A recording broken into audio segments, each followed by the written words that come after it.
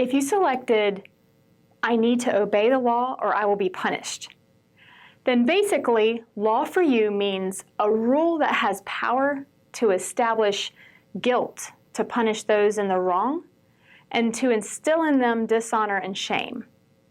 If you chose, the law helps me know the right things to do, then law for you means a yardstick or a measure that helps you know what works, how things fit, like the law of gravity or an architect's design.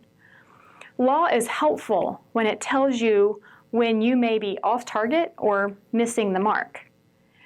If you answered, people in power use the law to their benefit, then for you, law is something someone can use to get what they want. In anarchies or lawless societies, law is a wheel that people in power turn to get things to go the way that favors them. This poses a question about the worldview of law. Is the main purpose of law to control you, or to inform you, or to gain leverage over others? Some people view law one way over the others. How you perceive law is part of your worldview that affects what you think, feel, and do. Hopefully you're becoming more comfortable with the concept of worldview. How you see and interpret situations is based on your personal perspectives within the worldview of your community. Your worldview uses the idea of right and wrong to guide what you think and how you feel and what you do. Remember our memory principle that we worked on earlier. It's exactly this. My worldview makes me think, feel, and act as I do. One of the keys to worldview is the knowledge of reality. Like law, knowledge can be complex too.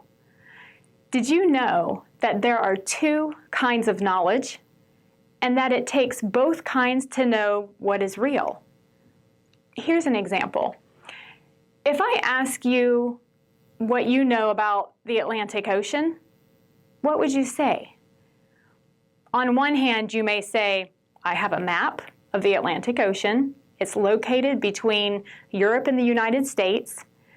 It has this shape and it is this many miles across, and I read it that it's so many feet deep. Well, that's one way to know the Atlantic Ocean. Or you might say, oh yes, I went swimming one time in the Atlantic Ocean and the waves were fantastic. I mean, they weren't too big and not too small, and the water was so refreshing. It's just an enjoyable place to swim. Well, one of these is what we know in our head, and the other is what we know through personal experience. We will study knowledge later, focusing on how we can determine truth from what we know. I just wanted you to get a feel for what is involved when you study worldview. As we said in the beginning, we will be using stories that have been passed down through the years to help people gain both kinds of knowledge, to find truth, to know what is right and what is wrong, and what is best. Let me read you a story once told to explain a truth about a great architect and his buildings. A story always has a truth the storyteller wants everyone to know. When I'm through sharing the story, we will take a moment and discuss it. We will see if you can tell what worldview truth the storyteller wishes for you to know. So listen carefully. There was an architect who desired to construct a great building. One day he needed some people to work on his project. So he himself went out very early at 6 in the morning and hired some workers, promising them a full day's pay. These workers gladly agreed to a stated wage and worked a full day, producing 12 hours of good construction. However, these weren't the only workers he hired that day. 3 hours after he had hired the first group, he went out at 9 a.m. and saw people idle in the marketplace. So he hired some people, agreeing to reward them fairly for their work. He likewise went out at 12 noon and at 3 and hired more workers for his project. Finally, he went out with only 1 hour left in the day, saw idle workers, and hired them. agreeing to pay them what is fair. Now, when the workers returned at the end of the day for their pay, the architect instructed his foreman to give a full day's pay to those who had worked only 1 hour.